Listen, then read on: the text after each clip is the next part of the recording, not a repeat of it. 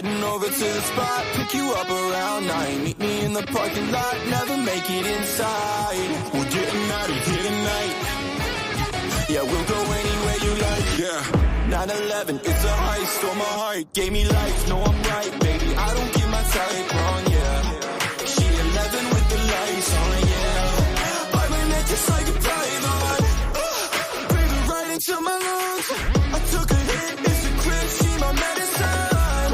Before it's all said and done, you precious for the night, just gotta wake you up. I'm heading over to the spot, pick you up around 9. Meet me in the parking lot, never make it inside. We're getting out of here tonight.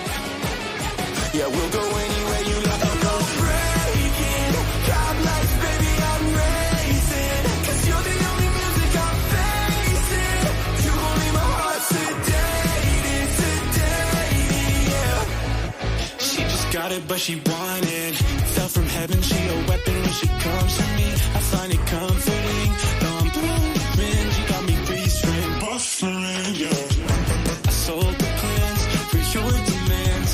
I need the spare cash to pay my rent. I'm suffering, still confident. Break me loose, stay confused, baby.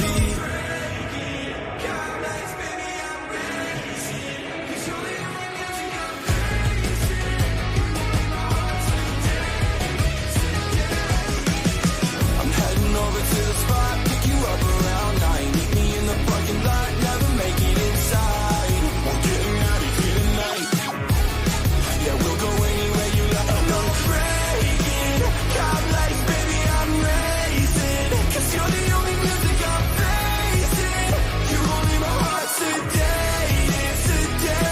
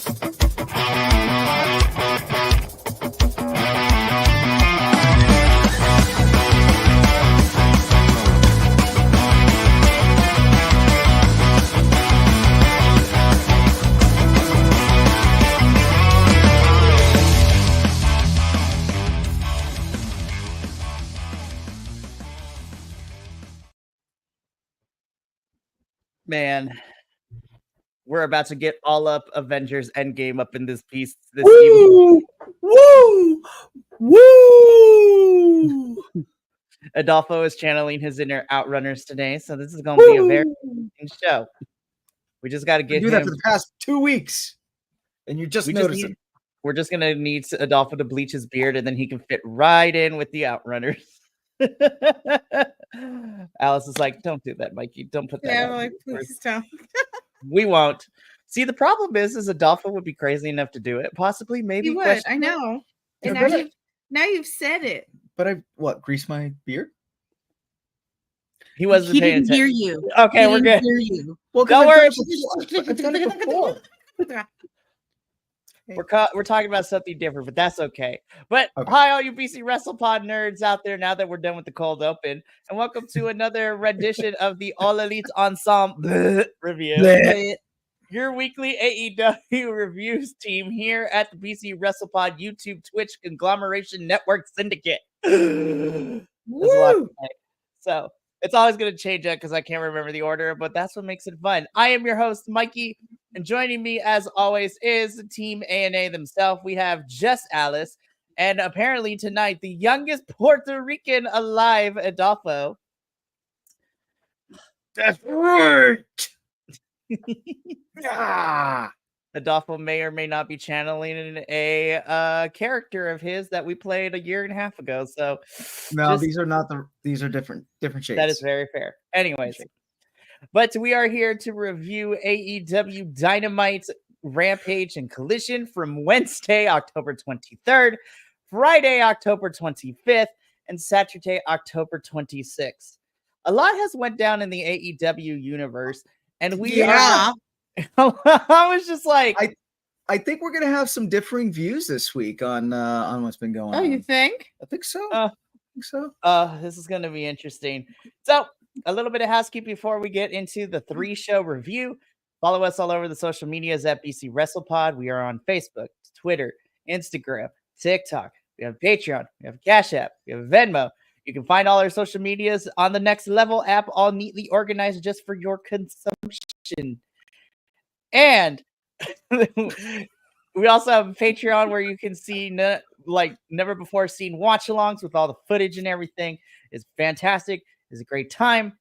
And we are wrapping up October, but November is just around the corner, and we are just as busy, if not getting crazier, which I will talk about at the very end of the show to give you a preview as to what's coming up in the world of the BC WrestlePod. But with that out of the way, we are just going to jump straight into it. And we're going to kick off with AEW Dynamite from Wednesday, October 23rd. I'm going to save my curse word for later, but I'm not going to lie. Team A&A, for me personally, this past week's Dynamite was pretty freaking mid. I was not impressed. I was disappointed. I was non-enthused. It was not a great show. Interesting. Yeah. The cinematic packages released later would have you thinking otherwise. Yeah. I mean, we could talk about that later, but they definitely packaged it and put this really nice veneer on all the other shows about Rampage it. And Collision get the beautiful thing of getting the edited down cinematic versions of everything. Whereas for those of us that watch Dynamite, we have to sit through that thing live. And while I like some of the stuff, some things went on for too long and things got weird, which we'll talk about in a little bit. Okay. But we're going to kick things off because we open with a recap of Jon Moxley's message to AEW, promising to burn down the forest to plant a new one. And then, again, Mox is in the desert. I was just like, what in the Mad Max is about to go down? What is happening? I was like, what is going on? And then, of course, we get a recap of all the chaos and damage that BCC have caused since Wrestle Dream all over this. And, they're in the desert promising that this is all for the greater good, which I'm down for. The greater good. And then we cut to the parking lot of where Dynamite is being held at the Maverick Center. And we see the bootleg Avengers for AEW just standing out there. God. The best way I described it is we have the conglomeration, we have Dark Order, and for some reason Isaiah Cassidy is just there. I was Isaiah Cassidy was so out of place. I'm not gonna lie. Him and his hoodie, I was just like, what in the bootleg Avengers is this? I felt when I saw this group waiting, I felt they were going to bust into song, Kill the Beast. Yeah, I was going to say they just needed a pitchfork or two. I don't know what these guys were doing, but throughout the show, that mob got less and less. And BCC, spoiler alert, still ended up whooping everybody's butt at the end of the show. I'm like, you guys failed at this. Y'all need to strategize. This is not how we do this. But this is why. That's the whole point. That's the whole point. They have no leader. Well, not yet, anyways. Well, that's what I'm saying. Which we'll talk about at the end, because that was my favorite part of this whole entire night, which we'll get to. But as soon as we see Bootleg Avengers gearing up to fight BCC as they arrive to the Maverick Center, we get another video package, and it recaps, Kip Sabian and Hangman Adam Page getting involved in the Switchblade Jay White and Christian Cage match from last week's. And then, Tony Schiavone is in the ring. I don't know why, because Hangman Page almost put your hands on you last time you had him in the ring with you. And we almost had the same thing happen. Tony Schiavone, do we ever learn? No, right? We don't. But he introduces Hangman Page. Hangman Page comes down. Page grabs the mic from Tony Schiavone and says that he has caused irrefutable damage to the Bang Bang Gang. I was like, did you though? Did you though? I was like, sir, you caused Jay White a match. You didn't break an ankle. You didn't bust his head wide open. Like, sir, we need to choose. We need to choose better SAT words here. I'm just saying. But he's talking about this, and then he is blindsided by Colton Gunn. Page ends up fighting back, and he then destroys Mr. Colton Gunn. And then the rest of the Bang Bang Gang come down. Hangers runs away. Jay grabs the mic and states that Page can't hide, and Switchblade Jay White will always have Hangman's number. And then on top of that is that Hangman Page can hide behind all the blood and barbed wire he wants, but when the bell rings, he will always come up short against the Switchblade. And if you're not down with that, he's got 2 words for you: guns up. And that is how we end this segment. I actually really like this opening segment. It's continuing the Switchblade Jay White and Hangman Aggro Page storyline, if you will. Also, shout out to Hangman Page for getting the best wrestling meme last week when he was just laying on the floor. That shit was funny. I was just like, the internet does what the internet does and took that thing and made it great. So not only did I love this to continue the feud between Hangman and Switchblade Jay White, but it's a nice turn of the story after Page has done, since he's finished with this current chapter between him and Swerve, which we'll probably revisit later. But this is a nice feud to get him away from what we saw between him and Swerve for the last year or so, and then have something fresh with it. So then we get a graphic that's hyping up our opening context when we get another video package. And this is 20 minutes into the show. I was just like, wow. I can see how the rest of this show is about to go, but we get a video package of Sammy Guevara's career in AEW so far and his recent return to action, which I was like, I love Sammy. I really do. But I was like, Sammy versus Shelton Benjamin. We know how this is going to go. But we then end up going to this match. So Sammy Guevara versus Shelton Benjamin. This match slapped. This was amazing. Shelton Benjamin is good. Sammy Guevara is good. This was a really fun back and forth. But of course, Shelton Benjamin does pick up the win, because we're building up MVP and Shelton Benjamin and this whole faction they got going on.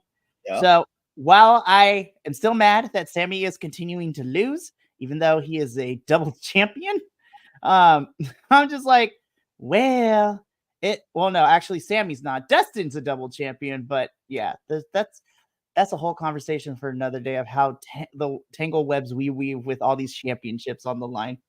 Yes. But I thought this match actually really slapped because Shelton Benjamin is great, and so is Sammy. Yes. And what I did appreciate about this match is we got to see what Sammy's good for, his heart and everything that he does. So this was fun. But of course, Shelton Benjamin picks up the win. This was fantastic. Okay, so after this match, we cut backstage, right? And this was the best part for me because Renee is trying to get a word from Mariah May, who is seen, lugging around a luggage case, which was fantastic to watch. And it turns out she threw Anna Jay's stuff all over the place, which was fun to watch. And, she verbally runs down Anna Jay before the new number 1 contender confronts her. So her and Anna Jay have a stare off, and then they try to fight, but then officials have to rush in to not let that happen. I was like, let the girls fight. Let them fight. But watching Mariah May throw luggage all over the place was hilarious, and I love that. I was just like, see, I'm really enjoying this Mariah May championship reign, and this is really fun before we get the inevitable Tony and Mariah rematch, and whenever we get Mina versus Mariah too at some point. I'm happy that we're utilizing Anna Jay fresh off of her coming back from Japan, because I was worried they weren't going to do much with her. But they've done a great job of finally being able to use her. And Brody Lee is smiling down from somewhere because he specifically had Anna Jay come to AEW and he backed her this whole entire time. So it's nice to finally get her due. Okay, so then let's get into the weirdness, right? So we get a recap of Wrestle Dream of Kyle Fletcher betraying Will Ospreay and the promise that he will address things on Dynamite tonight, which then we get back to Reed's side. Once again, Tony Schiavone welcomes Kyle Fletcher and Don Callis to the ring. Kyle, okay, I want to say this. We were going great because the promo itself from Kyle was actually really great. And this man was like putting on a great promo. And then it got really weird when he decided to shave his head. I was like, huh? I disagree. Yeah, I don't think that's weird, man. I think it's a display of, he's doing it to separate himself from Will Ospreay. And it's culturally significant in several places to cut your hair when you start something new. So this I thought was very interesting, and I did like this.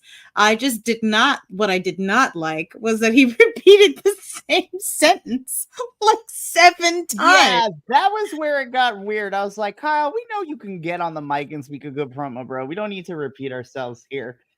I will say, though, I was just like, I'm pretty sure he had a conversation with Sky Blue about whether shaving his head was going to be a good idea or not. And come to find out, she's okay with it. Yep. So, ultimately, I thought this was an interesting segment. We started off the promo right. The shaving of the head did catch me off guard, but I was behind it. And then Kyle took me out of it when he kept repeating the same phrase over and over again. And again, I am mad. We never air these like full length because we only get bits and pieces. The full entirety of the social media exclusives we get, because that one was fantastic. He's in the bathroom. He's still he's finishing up shaving, but he's talking and he's talking like he's a Bond villain. I was like, why don't we show this throughout the week? Give me the whole thing, not just a freaking like 5-second recap of it. AEW, we talked about this before. Like, air these backstage things in full because they give context to the show, and not everyone's gonna go to your social media to look at these. I'm sorry, like, I am excited though because we are building up to the inevitable Kyle versus Will, because that's definitely happening, probably at Full Gear. I'm just hoping that they continue with the momentum because we start with really interesting stuff. And 7 out of 10 times AEW forgets about it until the last moment. So hopefully that doesn't happen. Yeah, hopefully Kyle or Will do not injure themselves so we can see this through fruition part 1. I hope that they actually stretch this out and they make this a good rivalry, because it's got they're planting the seeds for it perfectly. And yeah, I think it would be a disservice to see like Kyle Fletcher turn back sooner rather than later. I want this to last at minimum 3 pay-per-views. Yes. Right. So that would go from Full Gear. Then December we have World's End. And then unless AEW announces something for January or February, then you have a good solid 2 months until the first pay-per-view of 2025, which would probably be in March, which is Revolution, the big one. Yep. Yeah. Yep. So I'm excited about this feud in-ring. I'm not worried about what's going to happen because Kyle and Will are so damn good. Like, in-ring is never a question. I'm just hoping AEW doesn't do what they always do. Give us something interesting, then we forget about it, and then they wait until the week of the pay-per-view to remind us, oh, yeah, we have this feud. Yeah, this is the thing. Yeah. But now we get into something that is a highlight for me because we get another video package, but it is on Konosuke Takeshita, and it gives us a nice little recap of Takeshita defending his AEW International Championship at MLP Maple Leaf Pros Wrestling Show. Which, sidebar, that match between him and Josh Alexander on night 2 was amazing.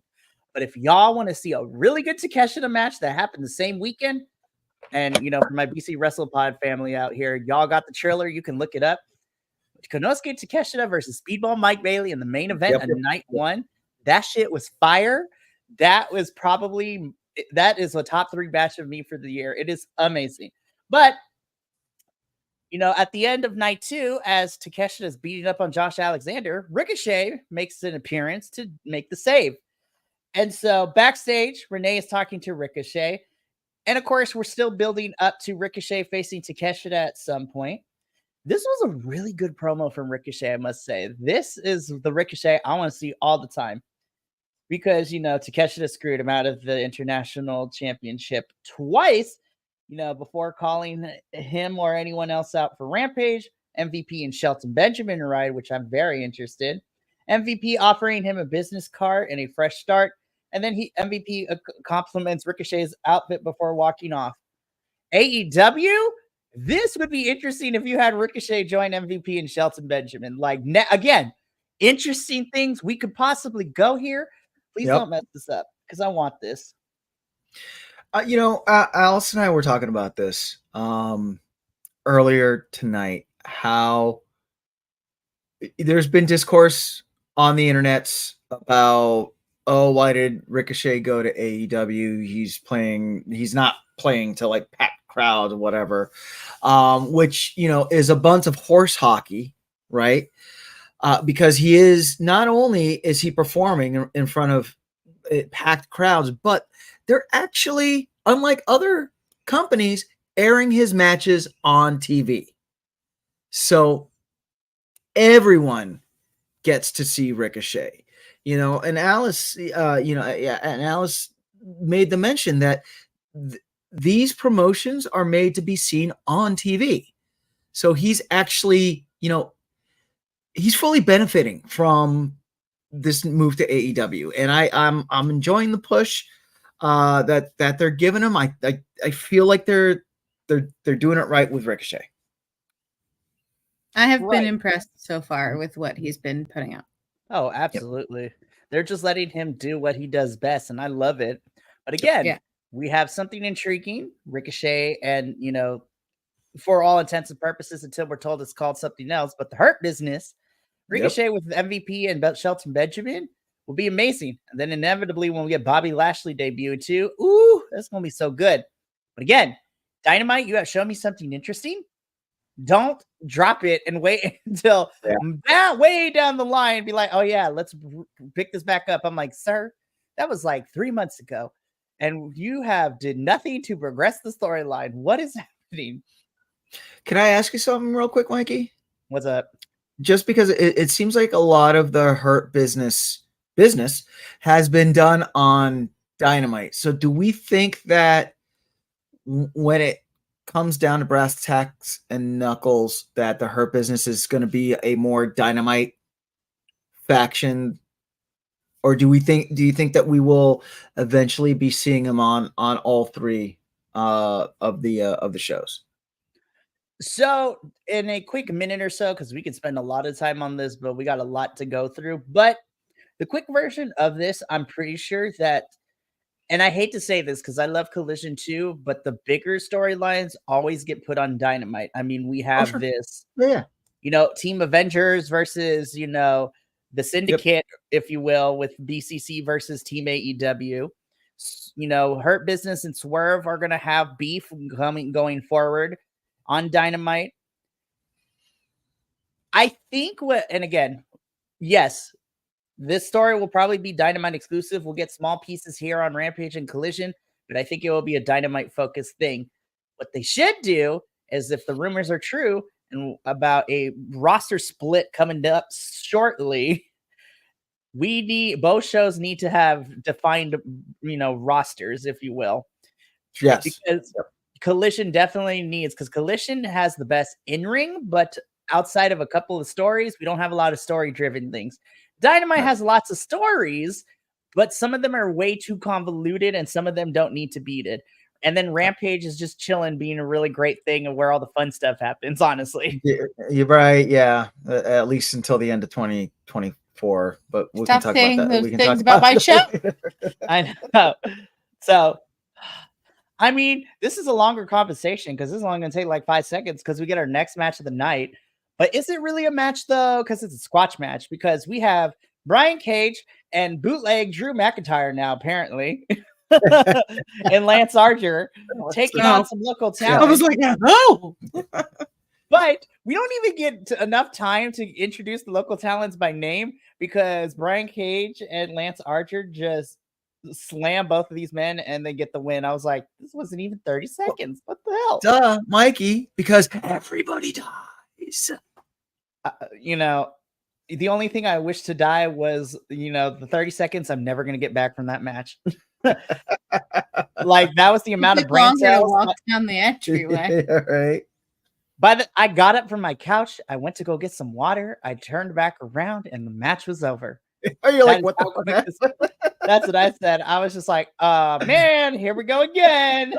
So winners via pinfall, Lance Archer and Brian's, you know, Cage. So whatever. It's fine, I guess. We go to commercial. We come back. Everybody is still in the parking lot.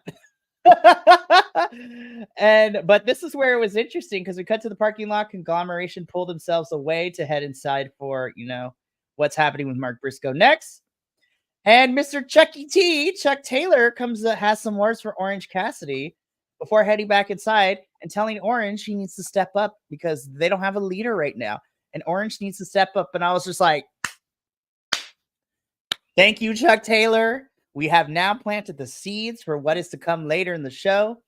And I am so happy that AEW seems to be following what we predicted in our debrief after WrestleDream, where Orange Cassidy is probably going to be the de facto leader going up against BCC in this first chapter of the story. Right. Don't miss it. So I am super excited. It was really nice to see Chuck Taylor. Also, for those of you who don't know, he is retired from wrestling indefinitely due to a nasty neck injury, which makes me super sad. But you know what? Glad that he's still here. So, all right. So story time with, you know, El Jefe baby, if you will, because next up we have our ladder war match for the ROH World Championship.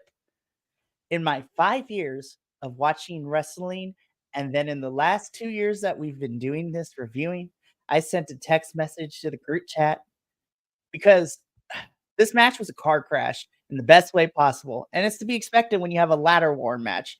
Ladders, tables, people flying all over the place. The match itself was fun, but the ending really made me mad because thanks to the learning tree, Chris Jericho beats Mark Briscoe, is the Nueve, and is your new ROH World Championship. And as soon as I saw Chris Jericho hold that title high, I took my remote and I clicked and I turned it off my television. I was more pressed than a panini when this happened. I was so mad. I was like, nope, we're done. And it wasn't even a yelling anger. It wasn't even like a throw things to break the TV anger. It was just a quiet seething in my soul where if anyone within, 30 feet of me could feel my aura and could feel the heat emanating just from how pissed off I was with this. Oh, sure. Nobody needs this. Again, I have had my issues with Briscoe as ROH champ because he's on AEW and he defends that thing more than on ROH television programming, the company that the championship is from. But why does Chris Jericho get a second title run with this ROH championship? He doesn't need to. And I don't know why. Tony Khan, I know you say he brings money, but nobody cares. But I will say the best thing to come out of this is the internet for once, especially the internet wrestling community. Most people banded together and thought this was a horrible idea. So I am super happy for the internet wrestling community because y'all are weird sometimes and we can never agree on anything. But it seemed the consensus was this was a bad idea. But we're going to have to deal with it because Chris Jericho is our new ROH World Champion. Again, The match itself I loved, but the ending really sucked it out of me for it. I was like, oh, hell no. So maybe we'll be seeing the ROH Championship being defended on ROH now more often. Nah, Chris Jericho can stay away from ROH. We don't need any what little ROH talent we have in ROH right now to be sucked into the black hole that is Chris Jericho. Because nobody wins when they feud against him. I will say there's a digital exclusive of Mark Briscoe after the match. He has no words and he was just started crying. It broke my heart. I'm like, Mark Briscoe.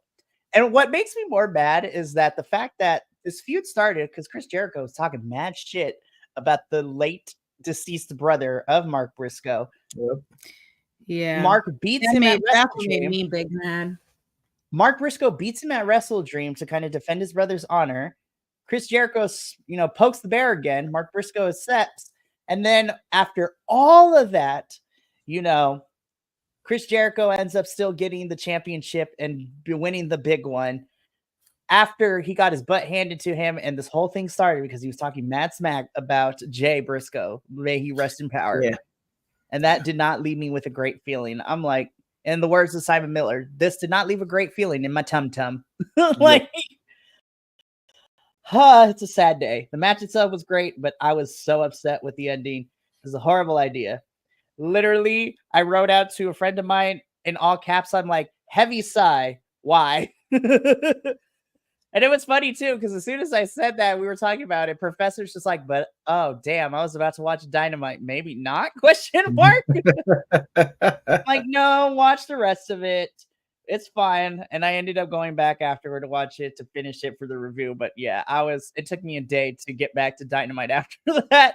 I was like, I'm done for the night. We're over it.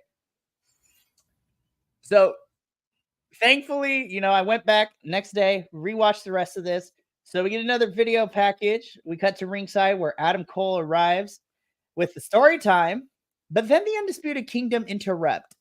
So we are playing this will they, won't they reunited of the Undisputed Kingdom and Adam Cole. I'm like, that ship has sailed. AEW, do not revisit this.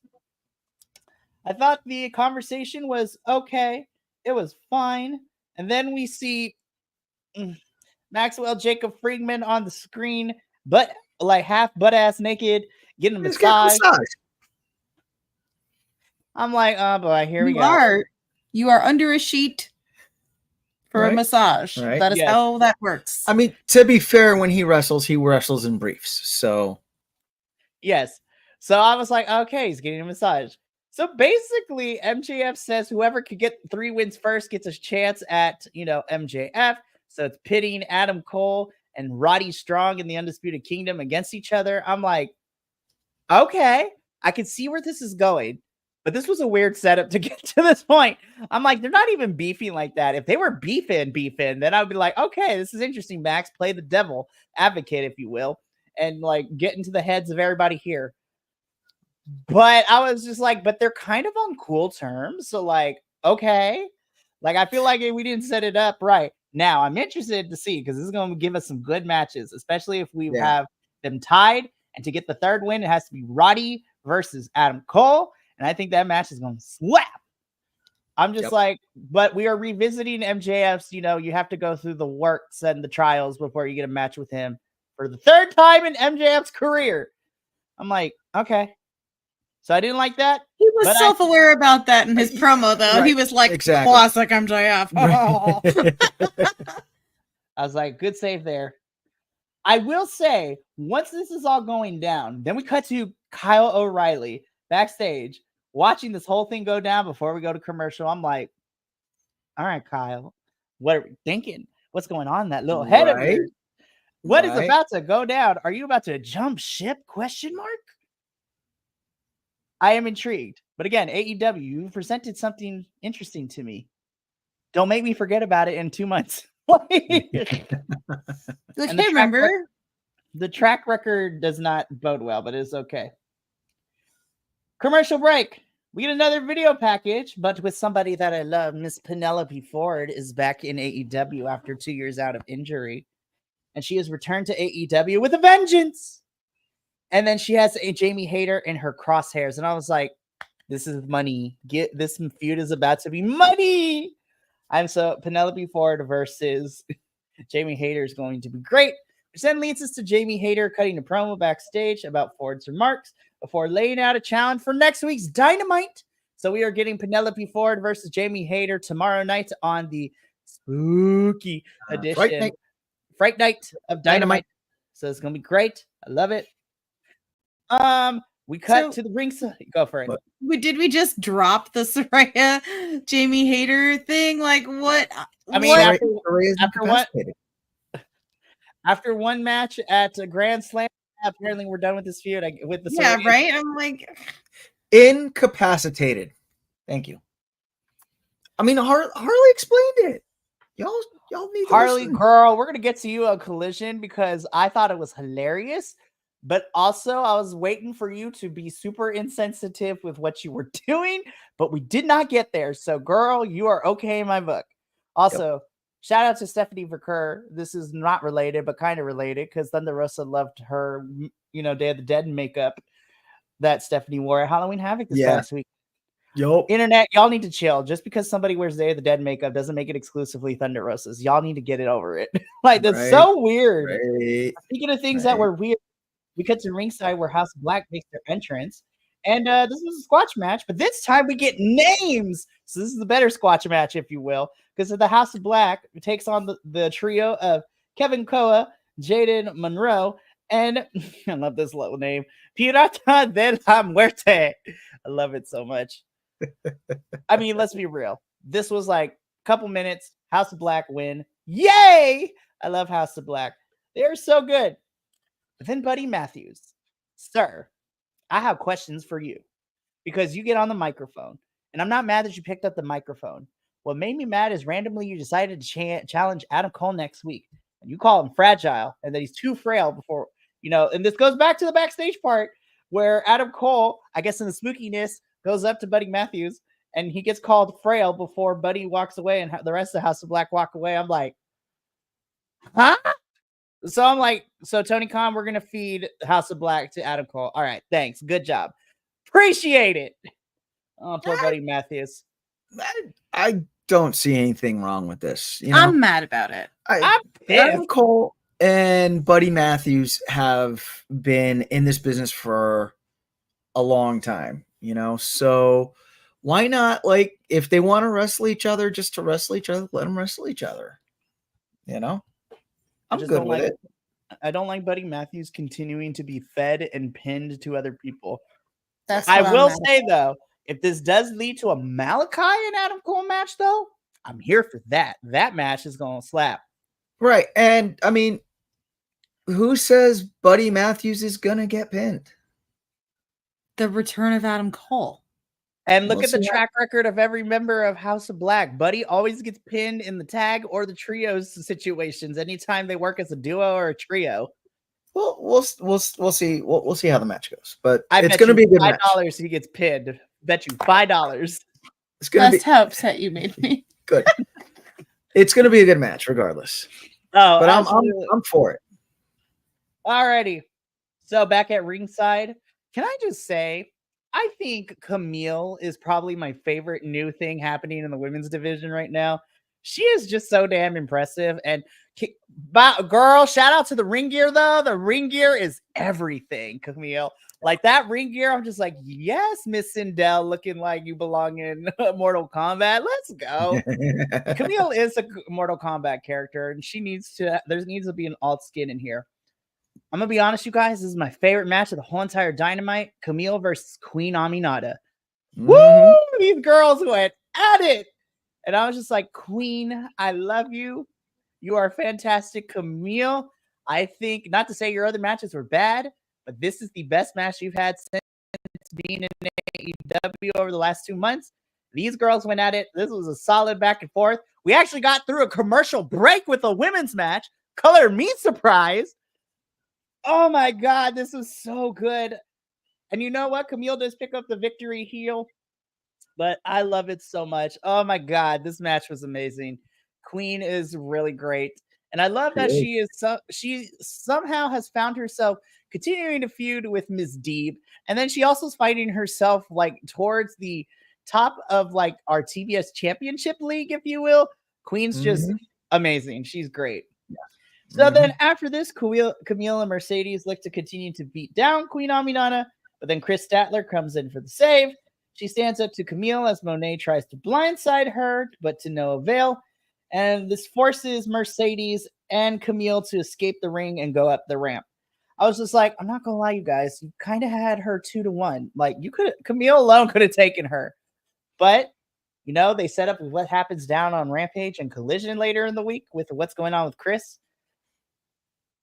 I'm excited for the inevitable Chris and Mercedes interaction. I think that match is going to be interesting. I'm wondering how long we have to wait until we get to probably what's going to happen is that in order for Chris to earn a match against Mercedes, she's going to have to beat Camille. Or you know what? We don't need to have the TBS championship at Full Gear. Just have Camille and Chris go at it at Full Gear. And I would be happy about that too. But I don't think Mercedes is going to give that match to Chris until she beats Camille. So that's probably going to be the story of the next couple of weeks. But again, we actually have a secondary women's storyline going on with our secondary women's title. Now, because God forbid, we couldn't find anything to do with the TBS championship for the last couple of months. But now it seems that we have something solid, and I am here for it. Once again, we come to the parking lot with the AEW squad. I was just like, what the hell? They're still waiting for the Great Pumpkin. Literally, this is the Great Pumpkin.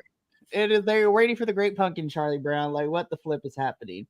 So they're keeping an eye out for BCC. Then I laugh because then we get a car pulling up, and it's not to the BCC, but it is the patriarchy. They just roll up and everything. Team AEW and team, patriarchy. The patriarchy stare each other down. When Christian Cage sees Kip Sabian, which then results in a chase, a la cartoon, like I was like, what is happening? This is where things get really weird, and I don't understand what is happening. And I'm normally pretty good at listening to others' opinions and being swayed. There is no way you could persuade me that this makes any logical sense. But we cut to ringside. We have Kip Sabian chasing Christian. The patriarchy have their issues. So we get to the ring.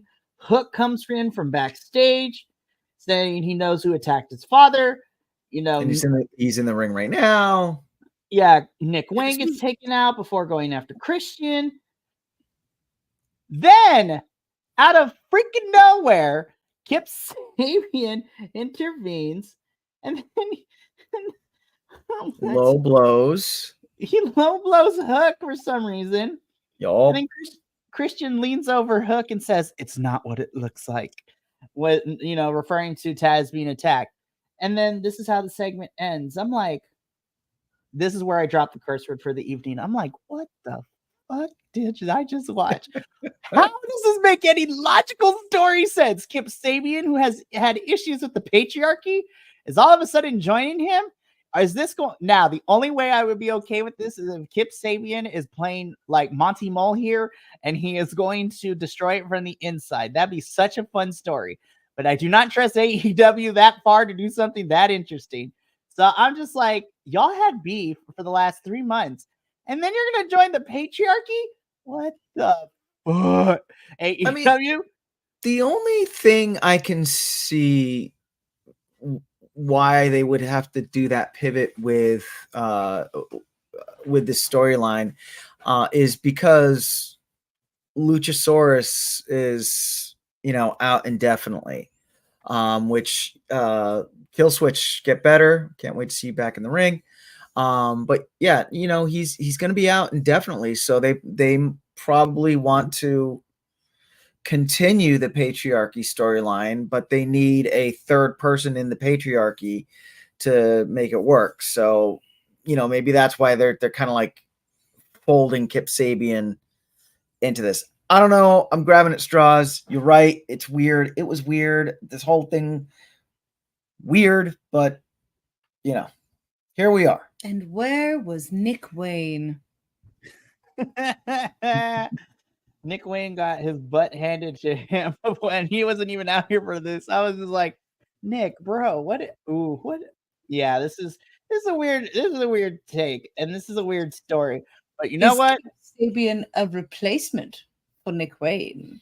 Ooh, which is also that's really weird too, because Kip Sabian and Nick Wayne also have beef, which is interesting as well. Well, right, which I think would be hilarious because he's got beef with Nick Wayne because he's trying to get Christian Cage's attention. So when Nick Wayne isn't there and he gets Christian, I feel like that's the way they could spin it. Right. So that would make sense. I wouldn't like it, but it would make more sense than what we just saw. Right, and Hook is just in this because, yeah. So Because he's the one who attacked his father. I was like, right now. I feel like as we have gone through the weeks leading into this, I feel like now it's become less and less of who attacked Taz, and I was just like, I don't even think they know who attacked Taz. Like, Yeah, right. they didn't figure out. They're just like, let's have Christian. Let's make people think Christian did. I was like, we know Christian did no such thing. Let's be all the way 100. Christian is vile, but he is not that way either. And anyways, so we go to commercial. We come back after an intense brawl. We get into the main event of Dynamite, which this was also great. But the ending also really has me scared for tomorrow, which we'll talk about in a little bit. But we have the Elite, which is the Young Bucks and the scapegoat Jack Perry, taking on the team of Daniel Garcia. And oh my God, is that Private Party? I love Private Party so much. This was actually a really great match. This was a lot of fun. Silly String for the win, which was awesome. And you know what? Isaiah manages to keep Mr. Matthew Jackson down for the pin. And the winners of this match is Daniel Garcia and Private Party. I was so excited. I'm like, yes, they won. Yes, here we go. Which is perfect. You have Jack versus Daniel for the TNT Championship. And you have the Bucks versus Private Party round 2 for the titles at some point. Super excited. Then Isaiah. I got to brace myself here. So Isaiah gets on the mic, challenges the Young Bucks to a rematch for the tag titles. I was like, you know what? Makes sense. Isaiah pinned one half of the tag team champs, so Private Party definitely should earn another shot at the tag titles. The Young Bucks decline. They go up the ramp. And then Isaiah, because apparently you didn't confer this with Mark Quinn, as we saw in Mark Quinn's facial expressions, Isaiah lays down a heavy challenge for these tag titles, is that if Private Party cannot beat the Bucks for the tag titles, the Private Party will split up. The Bucks accept the challenge. And of course, we see BCC's truck arriving in the parking lot, but it's a ruse, but we'll get to that in a little bit. I want to be so optimistic, and I want to say that Private Party is going to win tomorrow night, but I am so scared that Private Party is going to lose, and they are going to break up. You cannot break up a tag team. We barely have any other tag teams right now that are viable candidates. And you've told this amazing story and how much the crowd is so behind Private Party. Yes. Especially the performance they put on at Wrestle Dream. You cannot break these two up. Tony Khan, don't do this. I thought the Jericho Mark Briscoe match made me turn off my television. I don't think I'll turn off my TV, but I think I will not be able to see because I will be crying if Private Party lose. Oh my gosh, never in a million years have I been so worried for an outcome of a match because this is some heavy stakes. And again, like I said, after a great performance and an amazing performance at Wrestle Dream, you want to break them up? What? You haven't even given them a single championship run. Now, granted, Zay and Mark Quinn have been out on injury at various points, kind of like Top Flight. But these are like one of your day one tag teams in AEW. They've been here since the very beginning of this company. Let them have a title run, Tony Khan. Give the titles to Private Party. Well, I'm so worried. Very sad if they lose.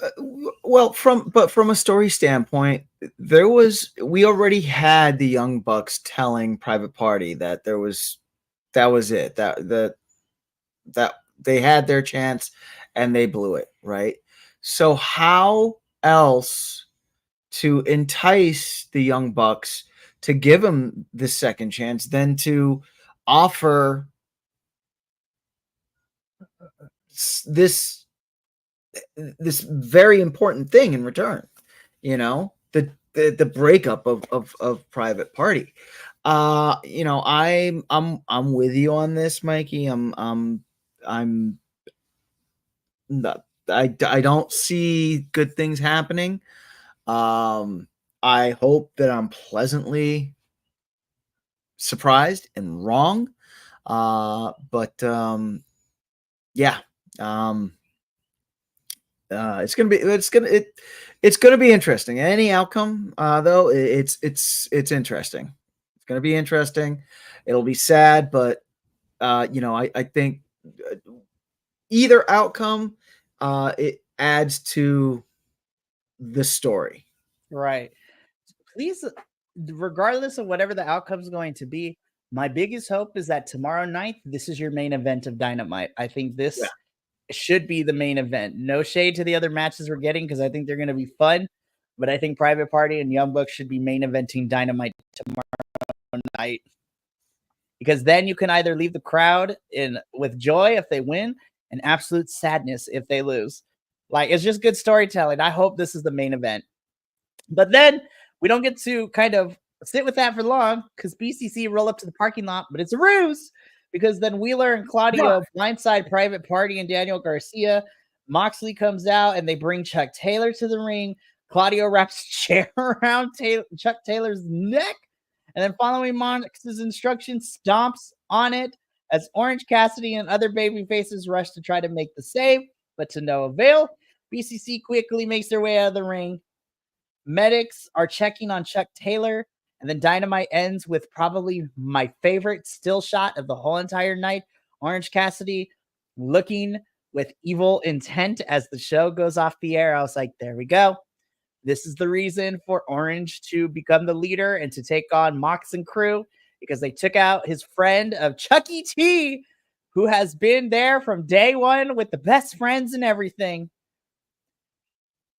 Ultimately, this brings me to the end of Dynamite. I thoroughly loved the ending. I loved the main event. Queen and Camille were great. Everything else had left me with a lot of questions or was like okay at best.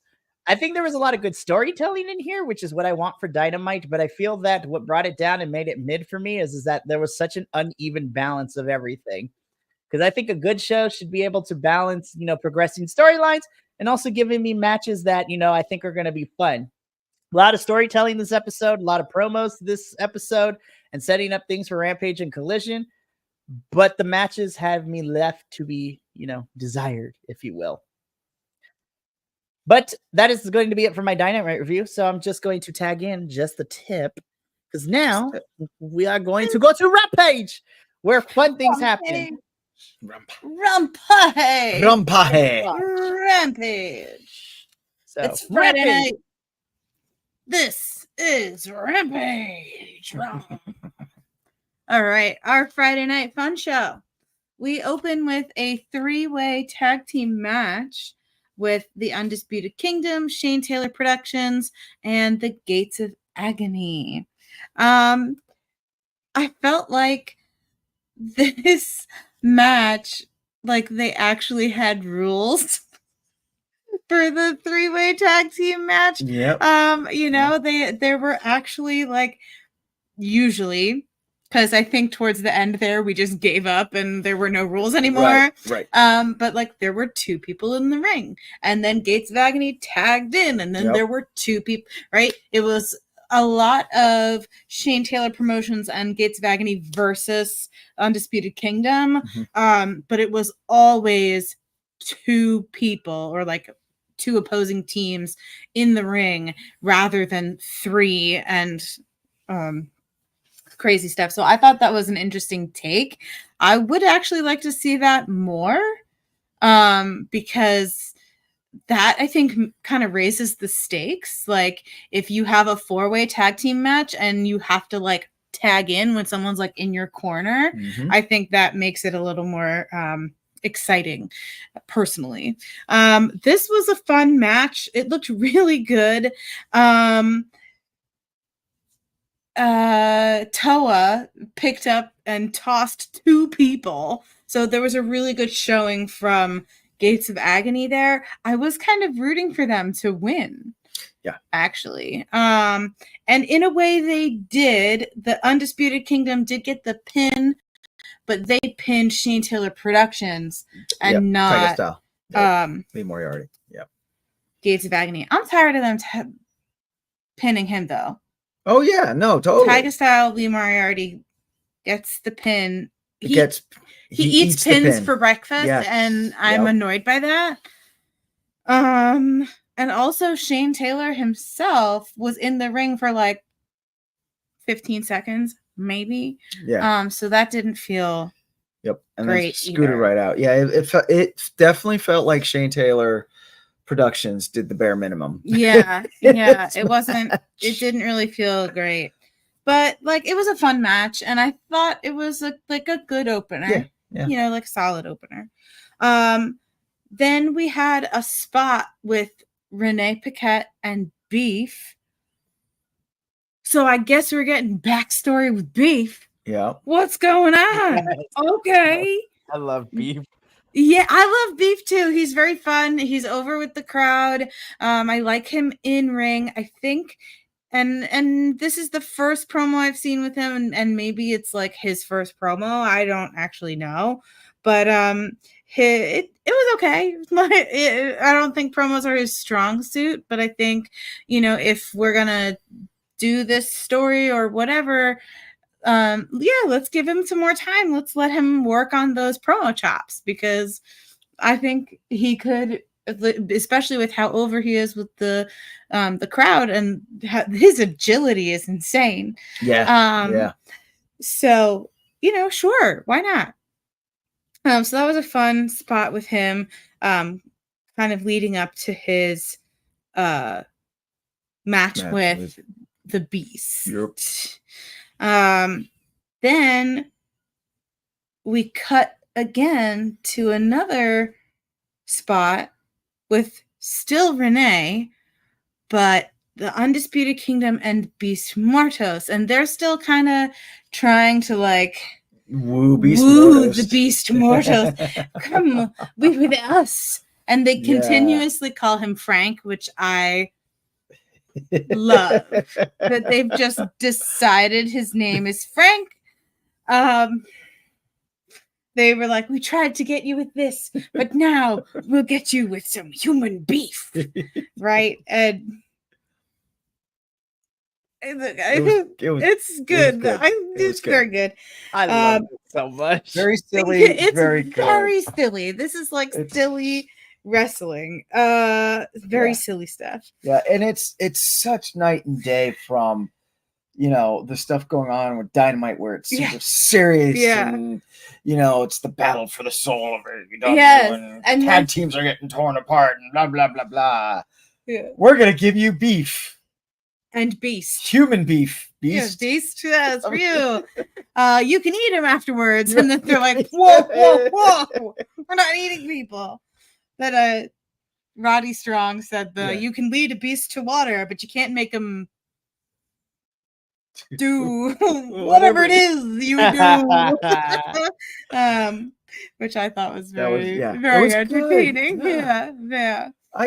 Roddy Strong, these promos that he's been doing with Beast Mortos, I feel like he's been leaning into the silliness, and I feel like that's where his strong suit is. Well, I think his commentary and his promos in general are his strong suit. Right. Well, because when he was doing the promos earlier, when he was serious, Roddy Strong, they just seemed kind of like, but now that he's leaning back into the silliness like he did with the whole Neck Strong thing, like I think I feel that's his sweet spot right there. Okay.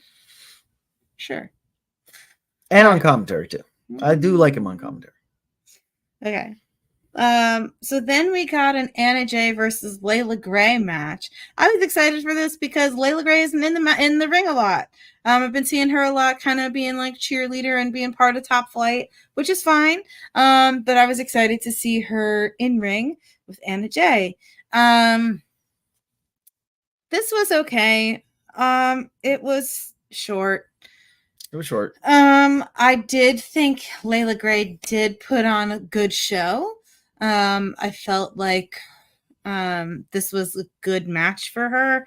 And Anna Jay got the pin, which I was expecting because she's gearing up for the match with Mariah May. Yeah, it was just short.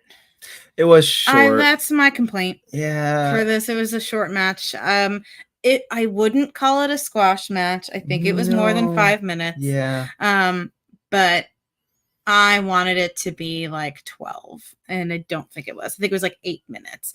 I don't quote me on that. But it just felt short. Yeah, I feel like they could have cut some of these other promos and given like those few minutes to this match to kind of to give it at least like a 10 up to 10 minutes, so that it had a bit more time to like unravel. Because I wanted good. It just was like by the time I was like, you know, really vested in it, it was over. Yeah, you know, which was disappointing. Yeah. The interesting thing to note at the end of this match, we saw Deanna and Taya watching scheming, if you will, in matching outfits. Can I just say, like, I know we talk a lot of wrestling here, but as we also do, can I just say every week I love Taya's outfit choices. Like Taya's fashion game is amazing, and I love her. Like every week, she's always in shades. I was just like, Taya, you are fabulous. I love you, girl. Well, I love her. She's TV ready. Duh. She's so good. She is very good. So I was excited to see them because hopefully we'll see some movement on whatever it is that they're doing. Really looking forward to that. Yep. So hopefully maybe they'll recruit Anna Jay to be part of their. That would be interesting. Whatever. I think that would be really fun. That would be interesting. So there's that. Then we got a video package. We got our cinematic cut of Dynamite. Yeah. You know, sort of telling the story of Orange Cassidy and like the leadership being thrust upon him. Very, very traumatic. Which I did like. The tragedy. I am so mad that Rampage and Collision get like the best edited versions of what we saw, and then I was just like, I sat here through Dynamite. I don't get these fun things that the Rampage and Collision folks do. I'll be 100% honest with the cinematic quality that they've put on these packages, retelling the Dynamite story. Like I've turned the corner, and now I'm interested with this whole BCC Mox the Great God thing. You know, I am now interested in it, so good on them, I guess, for doing that. Yeah, but it does also feel a little weird to have ads for your other show in a show. Okay, weird. And then also too, when they used Rampage and Collision to preview what's happening on Dynamite next week, I'm like, no, because we do that later. Yeah, I'll get to that. I have words for that. Okay, good. Yeah. So we got the recap of Dynamite, which I like because it keeps you in the know, right, especially if there's anything in Rampage that's going to move the story forward. Right. But there isn't. Anyway, spoiler. Then we have our Beast Mortos and Beef match. Big man meat slapping man meat. God, I love that.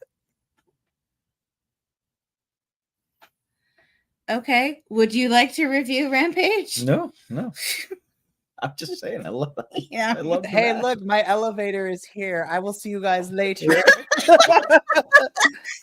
Like, dee! This was fun. I liked this match a lot. It really, both men are very agile. They're very, like, they move around a lot. I was really into this match. Yeah. So Beast Mortos did end up getting the pin for this, but he did require assistance from LFI. Dralistico distracted the ref, and Roosh, he did something to Beef. You're right, yeah. And got him a little messed up. Anyway, but yeah, I liked this match. He came out with somebody, JD Drake, that I've never seen before. Yep. And so after the match ends, LFI beats Beef up, and Roosh does his classic thing with the camera cable, again, kind of highlighting like how like ruthless and frightening Roosh is supposed to be. And JD Drake, who's out there, doesn't rush to help him. So I'm like, why is he even here? And then Roosh, after beating up Beef, then goes and beats up JD Drake. Mm-hmm. And they both got the camera cord strangulation spot, which would have worked if Roosh had both ends of the camera cable in his hand. Man, that small stuff is gonna make or break it, man. I'm so sorry. It was a good sell. JD Drake was doing a great job selling it, but you could see that Roosh only had one end of the cable, and I could see the rest of it. I'm like, oh, you guys are great actors. I love this. But you got to have the practical match what you're trying to do. Practical stuff going, or I'm not sold. So I understand. Break the illusion. Yeah. My immersion. Yeah. So, it's supposed to show how ruthless LFI is, and I was left a little ruthless. Yeah, I was like, oh, you guys are fake. I mean, wrestling is fake, but also like, it's like when you're at a show and then like just a stage crew member just walks right across. Right, you're like, what are you doing? Anyway, okay, that's that. Next, we got a spot with Renee and Harley Cameron. She's getting all of these spots. She's like had spots almost every week for the past few weeks, and every one, I don't know how she does it, but each one is crazier than the next. I've been seeing a lot of Harley Cameron in the last 2 weeks from AEW. And then she was at the MLP show for both nights, as a valet to QT Marshall, but also she got involved. She wrestled against probably two really good people in Kylie Ray and Miyu Yamashita, which was great to watch. She's just so good. And I was just like, love, and Alice, it's like you said, I love that Harley continues to go more unhinged as the weeks go on. Yeah. And it's so fun. Yeah. I'm really enjoying this push. We also, right before that, we got an advertisement for Dynamite Fright Night, which is weird. I hate these spots. Which is just weird.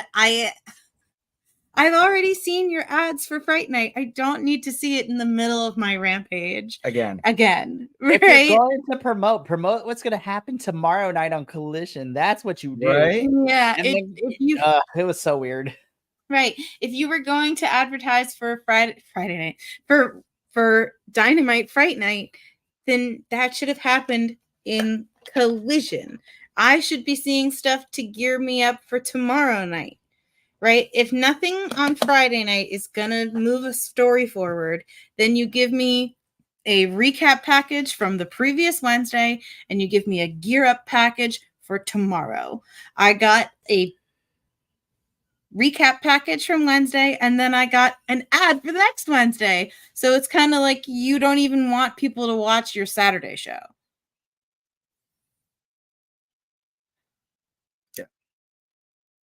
Yeah. Which is unfortunate because, spoiler alert, Collision this past week was Collision is agreed. So those are my thoughts on that. Then we got a main event, and this was Ricochet and Nick Wayne, and I have to say, I was not excited about this match. I was like, Ricochet's gonna crush Nick Wayne. This is dumb. This is not main event material? You guys?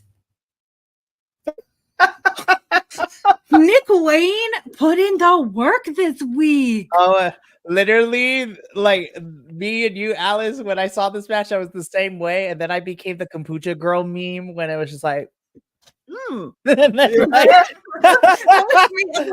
I was watching it, and also like, was sitting next. Yeah. Oh. Yeah. There's like 5 minutes left in the match, and I just went, I think I actually like Nick Wayne right now.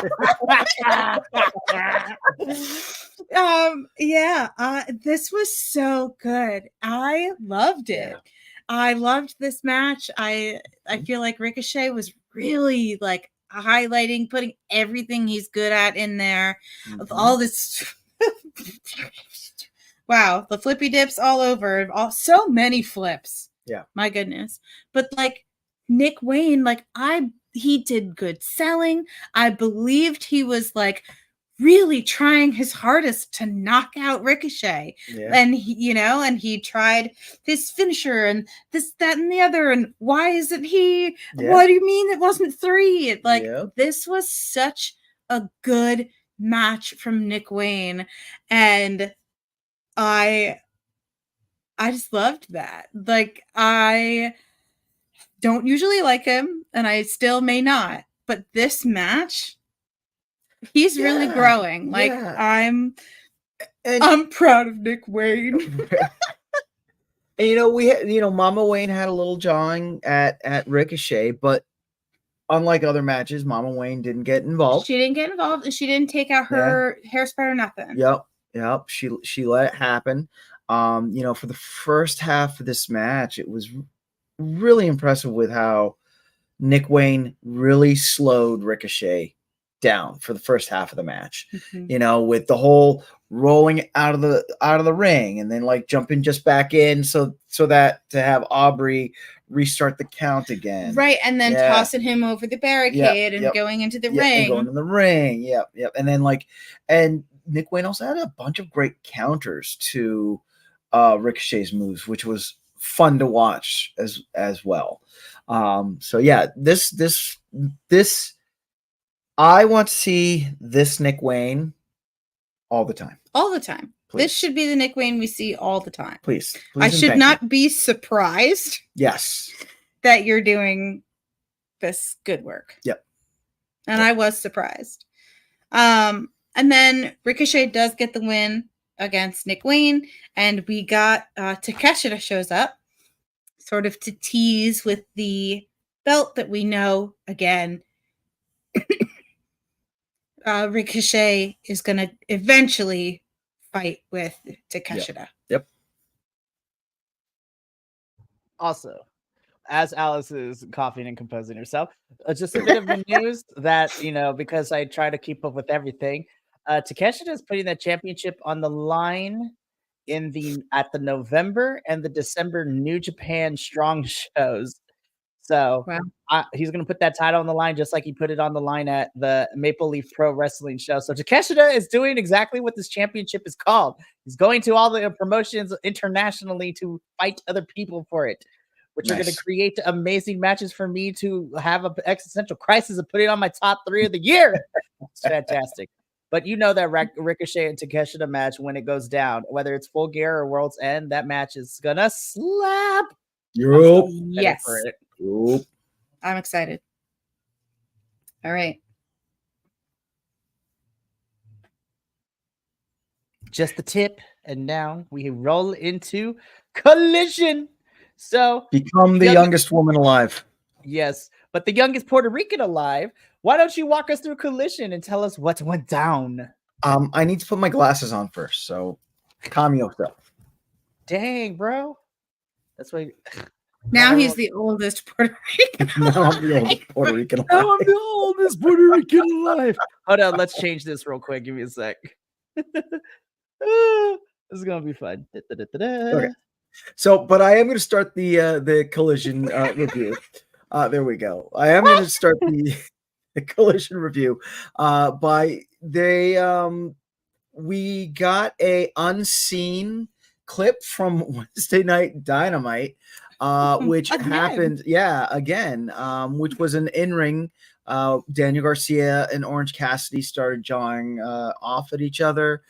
You had, of all people, Evil Uno calling for unity. What is happening? Dark Order needs to pick a side because they keep I know, flip-flopping right? between faces and Thank you Wait, ain't babyface? Are you here? Thank you. What's going on? listen.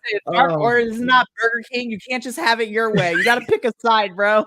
I was so when I heard Evil Uno sitting there in between Daniel Garcia and Orange Cassidy, and they don't show him, but you could hear him saying, "We have to stay together." I'm like, Dark Order, what the fuck's anyway?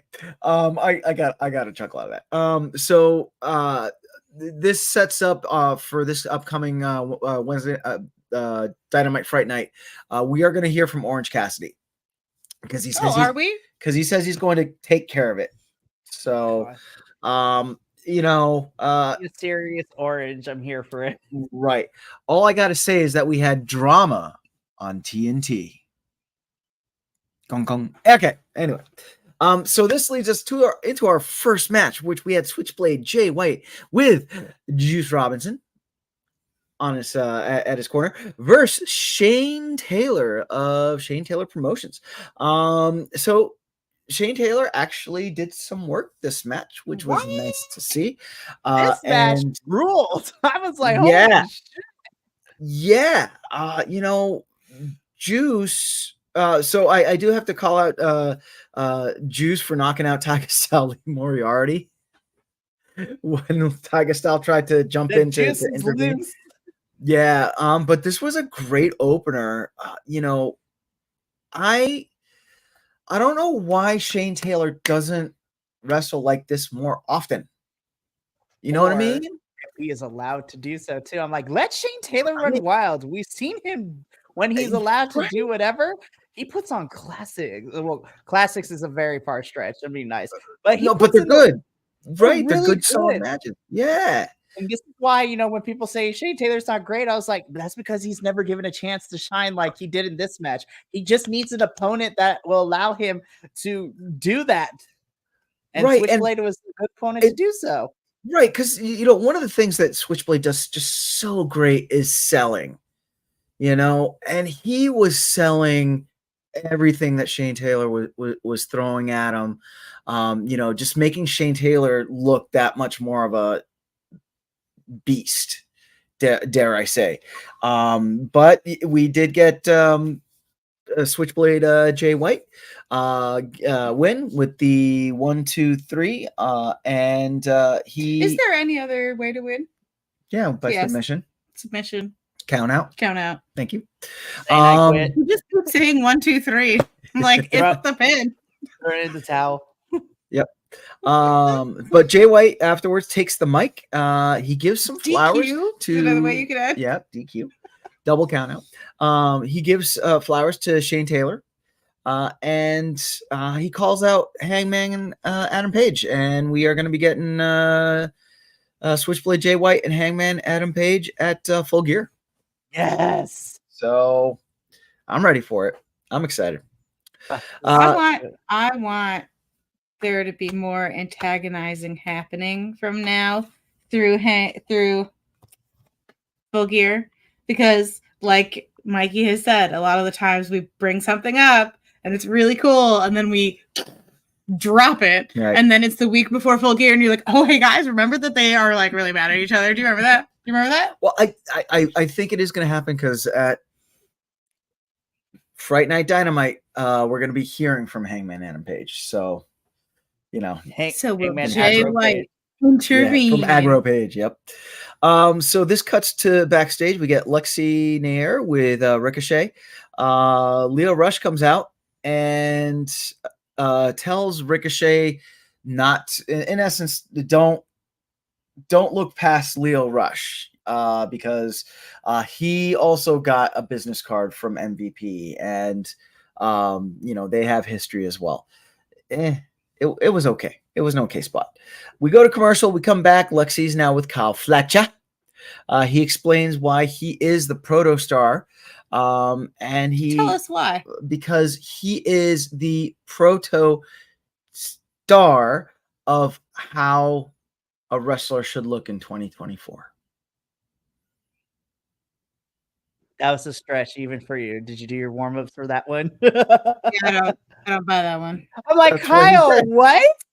That's what he That's said. okay. I'm saying this is just not a good promo. That's what I'm he said. saying. I call cap on this as the kids say, Yeah. Kyle, you could do so much better, girl. Dude, my dude. I stand for Kyle Fletcher, so I was good with it. You could be wrong. I was good with it. But he did give an open challenge for this upcoming Collision. So we're jumping Dynamite and we're going straight to Philadelphia. Collision. Yeah, we're going past Fright Night Dynamite and going straight to Dia de los Muertos Yeah, Collision. de los Muertos. Right, Yeah, Collision. exactly. Yeah. Which spoiler, we are getting Commander and versus Kyle Fletcher at Collision. So there you go. Tony Khan hates Mexicans. It makes me so bad. What? Anyways, continue. Anyway, so then this leads us into our next match, which we have Penelope Ford in her first match in 2 years, wrestling Robin Renegade, who is a ROH staple and enhancement talent for AEW, shall we call her? Probably what it is. Like we ripped that Band-Aid off long ago. Yep. Having said that, though, this was a very good match. Ooh, There were a few moments that I didn't know if they were actually going to give Penelope Ford the win, because like on paper, I thought it was going to be a squash match. It wasn't. It was a very competitive match. Kudos to Penelope Ford for coming back after 2 years and looking good, looking solid, dare I say, Man, she doesn't have any ring rust, which is beautiful to watch. Yeah, and if there was any, I couldn't really tell. Her and Robin Renegade working really well together. Penelope Ford does win by submission using the lunar lock, which was her finisher. Yes. The very few times we got to see Penelope wrestle, because that was also of an era in which we didn't see a lot of women wrestling, which, that was some dark ages. Anyways, continue. Okay. Anyway, so so she wins by submission using her lunar lock, which was a very beautiful move, by the way. Then Jamie Hayter comes on the Jumbotron, and on the November 6th Dynamite, we're going to be getting Penelope Ford versus Jamie Right Hayter. Night Dynamite. We skipped 2 weeks ahead. We're just let me check my schedule. See where November 6th. When I told you to we're on November 6th. Let's do that.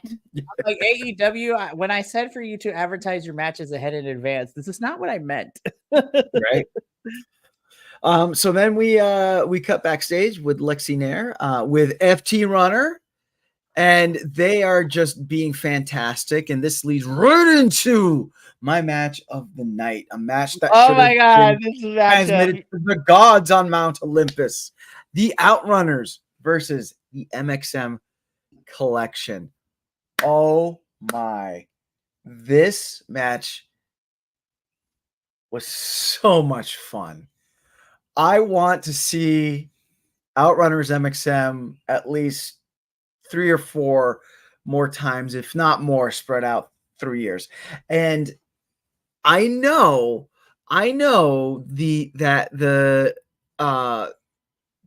the wrestling community, certain persons in the wrestling community, I forgot what they're calling them now, are going to be hating on this match hardcore because it was just fun. We had a whole part where you had Mansoor and not Truth Magnum, but Turbo Floyd, right? You had tell him Turb. Yeah. You had Mansoor and Turbo Floyd in there, and they were and Turbo was flexing, Mansoor's was posing, and then like at the end, Mansoor ended up flexing, and But it was great. It was just such a great match. And also on top of that, these two tag teams are really talented. Really, really talented. That's why, it frustrates me to hear that there is no tag team division in AEW. And then you have matches like this, where these guys come out and they just put on a great, this is a pay-per-view worthy match that they put on, Strong words. The Outrunners do end up winning with the 1, 2, 3 following their move, the Total Recall. Yeah, great match. Then after that, we had You missed the best part of this whole entire thing. Again, AEW, you need to show these special social media promos afterwards, because if you did not check, yes. So in this digital exclusive, MXM Collection is backstage. You have Mansoor being super angry, and then Mason I showed you this. Yep. Hold up. If we weren't going to get copyrighted, I'd play the audio of this whole thing because it was great. But as Mansoor is so upset of losing to a meme wrestling team, as he calls it, Mason is the best part. It's just like Jonathan Television was watching us. all eight abs. Hold on, let me see if I can play that part real quick. Oiled and buttered. Glistened and buttered.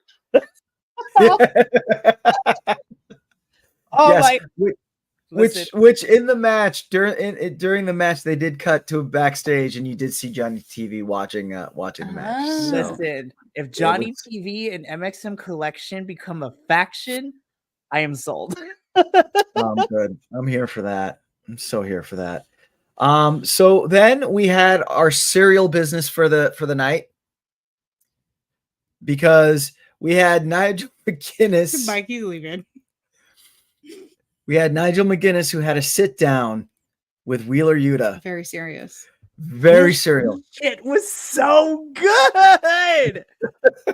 Okay, I'm sorry to steamroll Adolfo, but my favorite line is just like, "I'm sorry, Joker. Are you upset that I killed your Batman?" Yeah, that I killed your Batman? Yeah.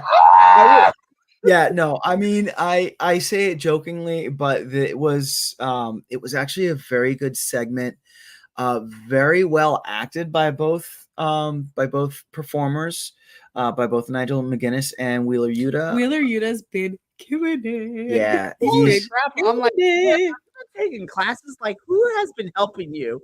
Because I know we talked a long time ago that he was just as charismatic as a cardboard box, but the last 2 months, Wheeler, you've been killing it, my guy. Like, holy crap, it's been so good. Also, Nigel is such a good foil because he's like, I didn't want to kill Danielson like y'all did. And it was really fun to watch Nigel kind of stick up for Danielson in a weird way. You're right. Like, he didn't berate him. He didn't call him the clan digger. Like, he actually respects Danielson despite him giving him so much grief, because what BCC did was way too far, and Nigel would never go that far.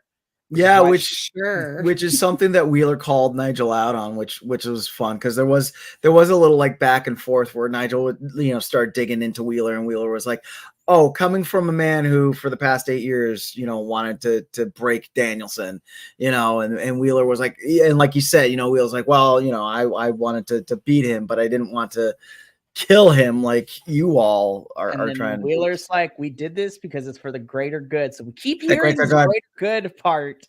So I'm just like, this Wheeler is probably my favorite thing right now with this whole entire storyline of BCC versus Team AEW. Like, yeah, that line will forever live rent free in my head. I'm sorry, Joker. Are you upset that we killed your Batman? I'm like, so good. Yep. But yeah, that was our super serial moment of Collision, which is also kind of funny because Collision doesn't really get serious like that. No, so not usually. It was so very interesting. Then we had a Fright Night Dynamite promo.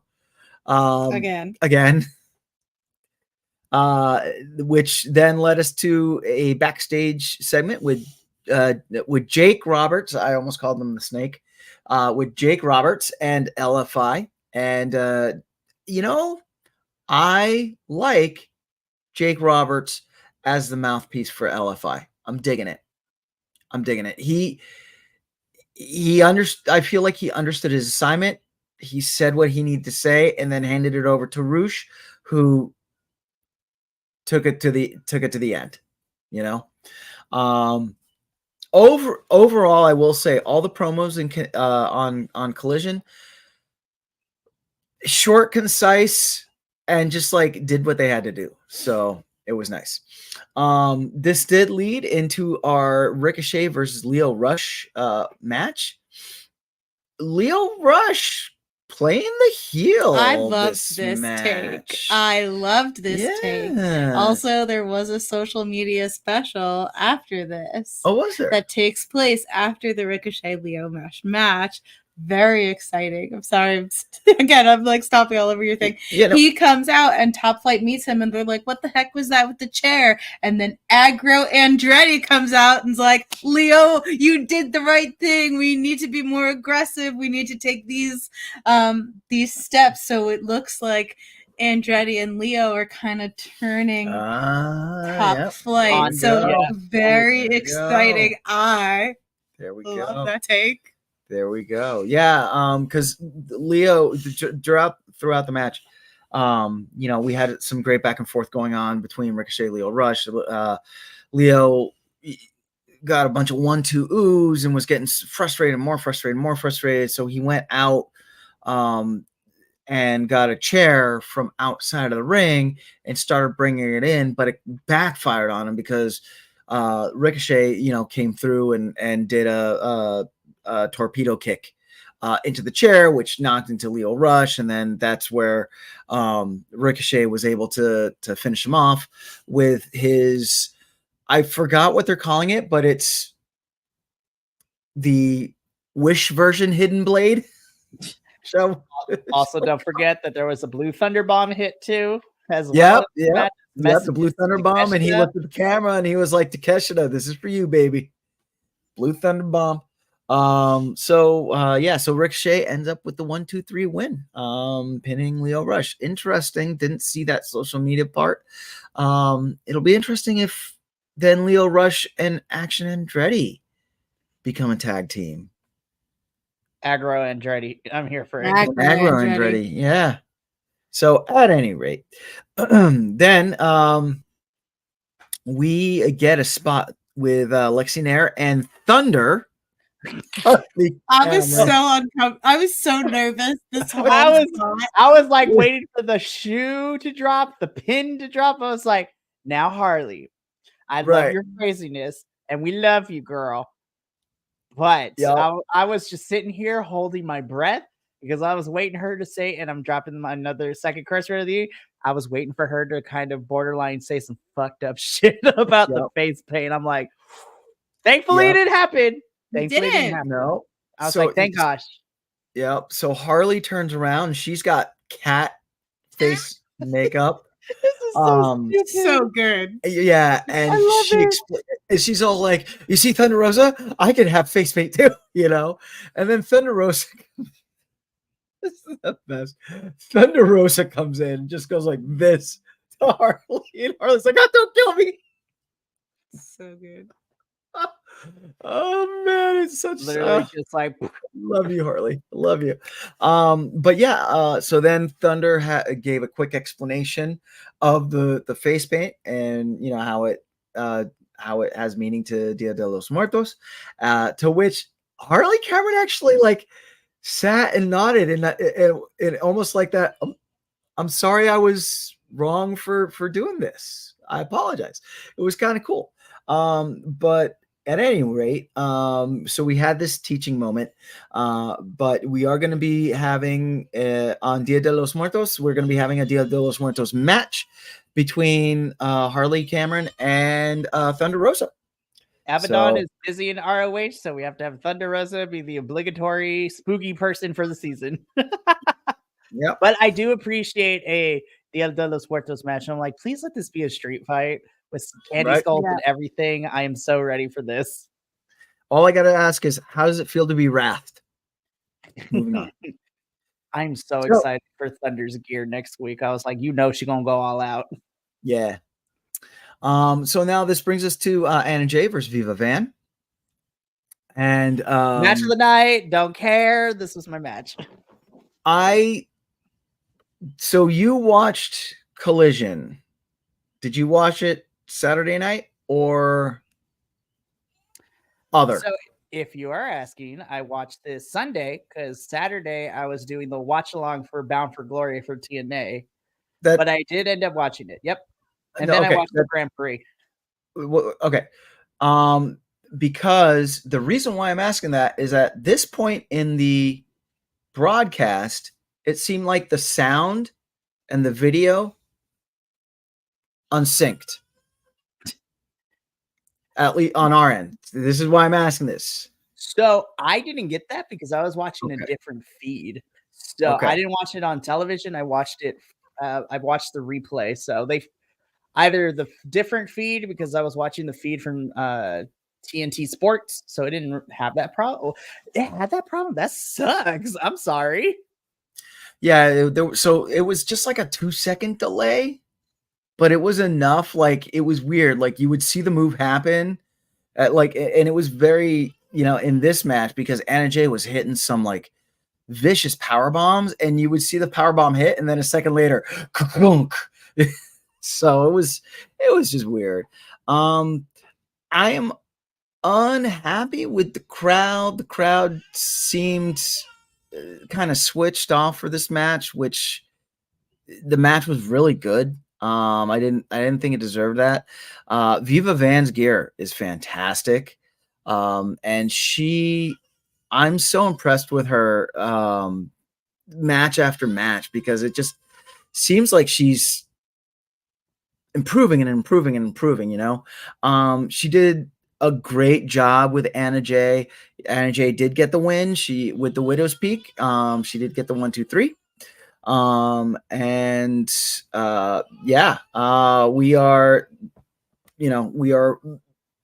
not fast forwarding, but moving towards the inevitable Anna Jay Mariah May matchup. Hang on one second. We have some technical difficulties.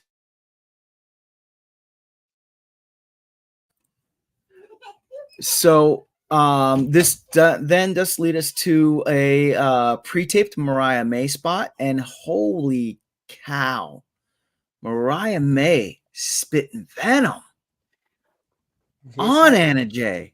Oh, Goodness gracious. Adolfo, I was already excited for this match. This makes me even more invested in it, and I'm gonna be honest, this is probably my most anticipated match for next week. I'm like, yeah, let's go. This is gonna be great. Yeah, it was just like Mariah May, just like her line, "You didn't beat the champ, but you will face the champ." Wow, like just a complete 180 from the bubblegum Mariah May that we've been so used to, Good on you, Mariah. Good on you for showing us the different levels of your performing ability there. Then we got another Dynamite Fright Night promo, except this one focuses on Adam Cole and Buddy Matthews. So yeah. And then after that, we get Lexi Nair backstage with Kyle O'Reilly and Tomohiro Ishii. And I'll be honest, because the sound was off from the actions, I was kind of taken out and didn't pay attention. I know that Tomohiro Ishii is going after the learning tree, and Kyle O'Reilly said that the word of the day was honor, to which the learning tree has none. So there we go. Main event time. We got FTR versus La Facción Ingobernable. Love LFI's look. Love their new entrance with the individual spotlights for each member. Really cool.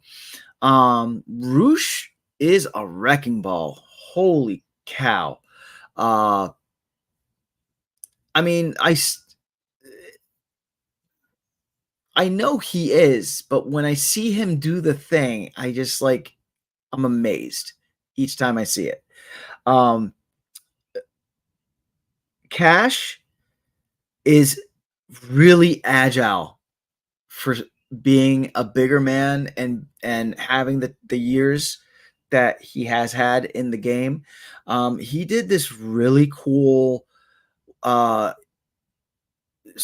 Dralistico tried to get him into in the corner, but Cash like jumped, but not just did like the jump over, but he like jumped and twisted, so he came like back to it was just a cool move that really you wouldn't see, or you don't expect a man like Cash Wheeler to pull off. Dax Harwood and Roosh with a vicious slap fight going on. That was fun. So the FTR does end up getting the 1-2-3 win. Then LFI starts to, the Beast Mortos jumps in. LFI starts lumping up FTR. Outrunners come out. Insanity ensues. LFI leaves. The camera, pans over to LFI, and they gave the LFI, fist.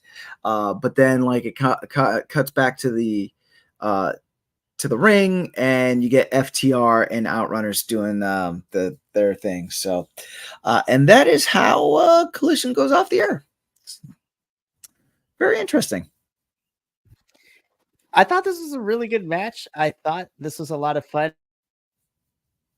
As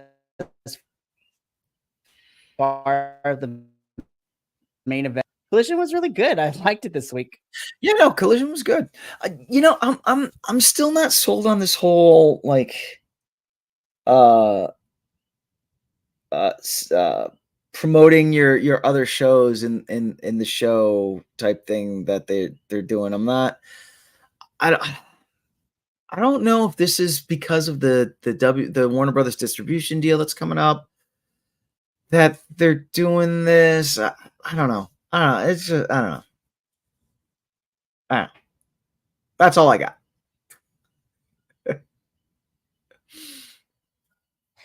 Yeah, I do agree with you. I think the advertising for all the other shows is really weird. But, it is what it is at this point. But that does bring us to the end of this review. So, like, I think Collision and Rampage brought it. Dynamite has me intrigued. Hopefully they don't drop everything that we've got presented for a couple of weeks and then like, oh yeah, I forgot we had this going on. Yeah, it doesn't seem that way. It seems like all the big storylines that they have going in Dynamite, they are sticking with. So, I did just want to say, like, one thing that annoys me about this whole like faction versus faction fighting for like the soul of the company shtick, which is not new. It's been done before, but they don't. I have yet to see a promotion do it well, like, because like you said, Mikey, and I love all the guys that are defending AEW. I love the Dark Order. I love Orange Cassidy. I love Private Party, but the way that they are being put up, you're right. It feels like they're Wish Avengers, and like, where's FTR? Where's the Acclaimed? Where are these other like heavy hitting baby faces that we see them on other shows? So that's just like my one minor gripe about like this faction versus faction stuff, because it just, no promotion I feel has ever done it right, where it was a true faction. The only time that it's been done right it was back in the 80s during Hulk Hogan's Rockin' Wrestling, that cartoon. That is very true. Well, I'm super happy to always get together on a Tuesday and review AEW with you, Adolfo. So we've been going at it for an hour and 45 minutes. So I think this is a good time to kind of sign off for the evening. So again, we got Dynamite Fright Night happening tomorrow night. We have Collision and Rampage. And you know what? The road to Full Gear has officially begun. So this is going to be interesting. Yep. But that's going to be it for us here at the All Elite Ensemble review. But we will be back next Tuesday to cover another exciting rendition of Dynamite, Rampage, and the Collision. But we're going to get up on out of here. So for myself and Team ANA and the rest of the BC WrestlePod family, remember, take care of yourself, love one another, stay biconic, and more importantly than anything, you always deserve to finish your story. We will catch you next week for another exciting All Elite Ensemble review. But until then, sayonara, adios, and Billy Stark's outro. See ya later.